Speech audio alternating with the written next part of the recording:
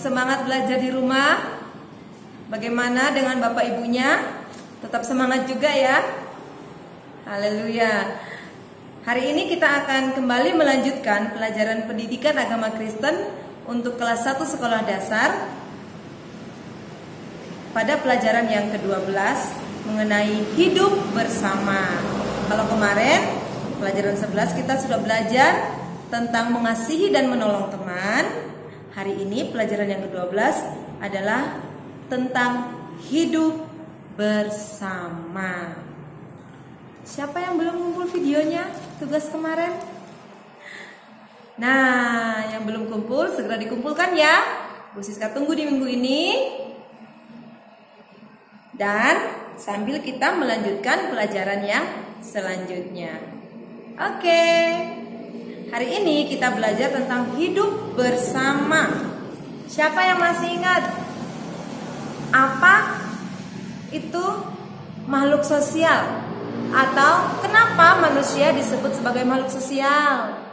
Siapa yang bisa jawab? Kenapa manusia disebut sebagai makhluk sosial? Betul. Manusia disebut makhluk sosial karena manusia tidak bisa hidup sendiri. Betul, manusia tidak bisa hidup sendiri. Anak-anak tidak bisa hidup sendiri. Ya, kita semua butuh orang lain. Makanya kita hidup bersama. Coba bayangkan kalau anak-anak hidup sendiri, mau makan, masak sendiri, mau mandi sendiri. Kalau udah besar sih mandi sendiri ya. Tapi kalau masih kecil kan masih dimandiin ibu. Mau nyuci baju, nyuci sendiri. Semuanya serba sendiri. Main sendiri. Enak nggak kira-kira? Nggak enak. Karena itulah manusia disebut makhluk sosial. Artinya membutuhkan orang lain. Nah, kita hidup bersama itu dengan banyak orang. Kalau di rumah kita hidup bersama keluarga. Ada bapak, ibu, kakak, adik. Ada yang tinggal sama mbahnya, ada yang tinggal sama omnya, tantenya. Itu kalau kita di rumah. Di lingkungan desa atau kampung kita hidup bersama dengan siapa? Kita hidup bersama dengan tetangga. Ya. Kalau di sekolah kita hidup bersama dengan siapa? Dengan Pak Guru, Bu Guru, dengan teman-teman yang lain. Jadi kita hidup bersama, tidak hidup sendiri.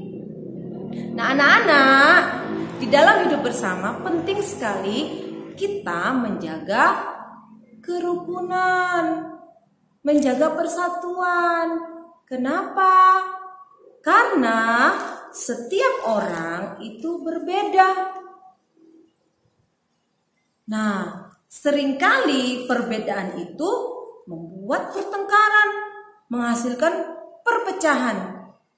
Contoh, ya, orang yang suku Jawa, aku nggak mau main sama yang suku Batak. Nah, perbedaan seperti ini justru mengakibatkan ketidakrukunan. Tapi yang benar adalah sekalipun kita berbeda, kita harus tetap hidup bersama dengan rukun. Betul. Nah, anak-anak, di Indonesia ini banyak sekali pulau. Nah, perhatikan gambarnya. Ya. Indonesia ini disebut dengan negara kepulauan. Indonesia disebut negara kepulauan. Mengapa? Karena Indonesia terdiri dari banyak pulau. Ada pulau-pulau yang besar seperti Jawa, Kalimantan, Sumatera, Sulawesi, Maluku, Irian Jaya. Itu adalah pulau-pulau yang besar. Nah, di dalam bangsa Indonesia ini ada banyak sekali perbedaan. Ada perbedaan suku, perbedaan bahasa, dan banyak sekali perbedaan yang lain. Nah, anak-anak, Walaupun berbeda, kita tetap harus apa? Rukun. R U K U N. Pintar. Nah, anak-anak yang dikasihi Tuhan, kita melihat bahwa perbedaan-perbedaan itu ada terjadi dalam banyak hal. Perhatikan gambar yang berikut ini antara gambar A dengan gambar B. Coba anak-anak pikirkan kira-kira perbedaan apa saja yang terdapat di dalam gambar A dan gambar B.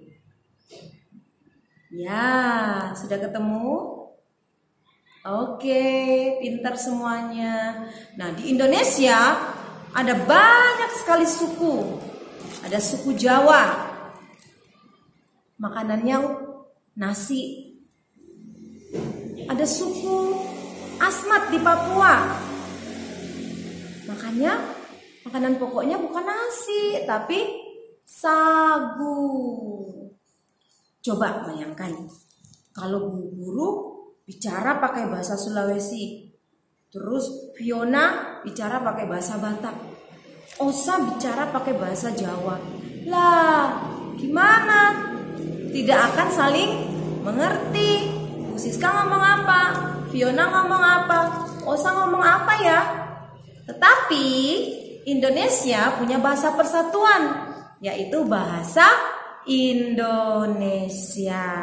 Sehingga walaupun Bu Siska dari suku Dian dari Sulawesi, Fiona dari suku Batak, Osa dari suku Jawa, kita tetap bisa bersatu karena punya bahasa persatuan, yaitu bahasa Indonesia. Nah, anak-anak, di Indonesia juga ada perbedaan agama. Ada 6 agama yang diakui di Indonesia. Yang pertama, agama Islam, agama Kristen, agama Katolik, agama Hindu, agama Buddha, dan agama Konghucu. Coba sekarang Bu Siska mau tanya, kira-kira anak-anak tahu nggak orang yang beragama Islam ibadahnya di mana? Yang Kristen sama Katolik ibadahnya di mana? Yang Hindu ibadahnya di mana? Yang Buddha?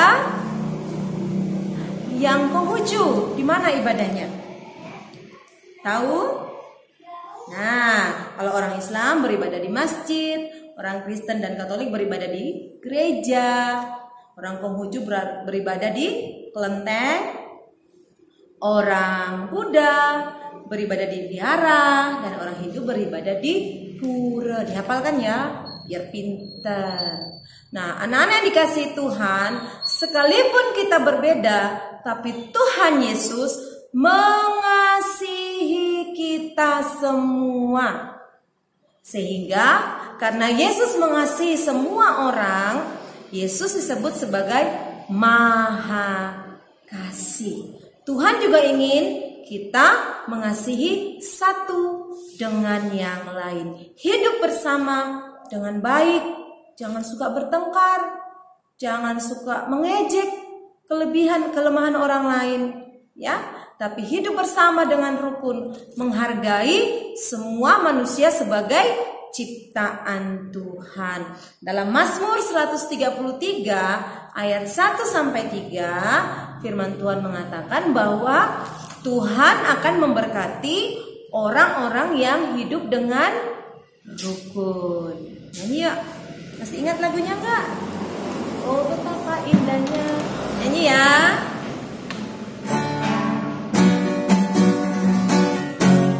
Betapa indahnya dan betapa eloknya bila saudara seiman hidup dalam persatuan, bakurapan di kepala harum, yang kejangkutan jubahnya turun,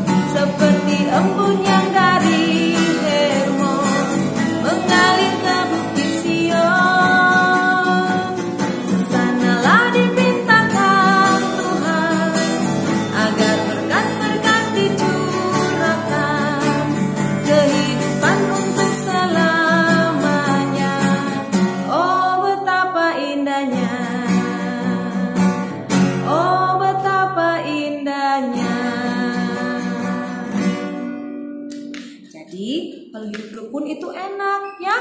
Kalau hidup damai itu menyenangkan. Tidak ada pertengkaran, tidak ada permusuhan. Jadi saat ini kita sudah belajar tentang hidup bersama dengan rukun, dengan siapa saja. Oke. Sekarang anak-anak punya tugas menjawab pertanyaan dari Bu Guru. Nah, nanti Bapak Ibu ikut membantu ya.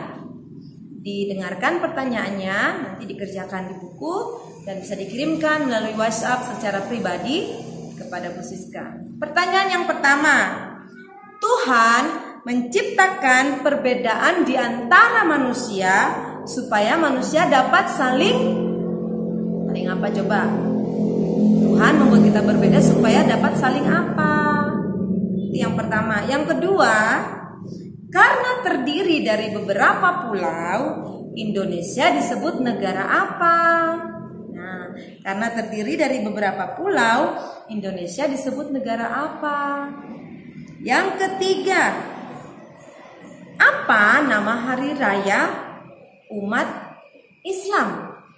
Ada dua yang sangat besar, dua hari raya umat Islam. Yang keempat, di daerah Papua ada satu suku yang tinggal. Apa nama suku yang tinggal di Papua? Yang kelima, dengan teman yang berbeda agama, kita harus saling apa yuk? Kalau teman kita berbeda agama dengan kita harus saling apa? Yang terakhir, yang keenam, di manakah tempat ibadah orang Konghucu? Nah, jadi ada 6 soal ya. Dijawab. Kalau anak-anak belum tahu jawabannya, bisa dibuka kembali buku jambulnya di pelajaran yang ke-12. Bu Siska tunggu dalam minggu ini anak-anak untuk menjawab pertanyaan-pertanyaan yang sudah Bu Siska berikan. Sekian belajar kita hari ini. Tetap semangat belajar di rumah. Tuhan Yesus memberkati.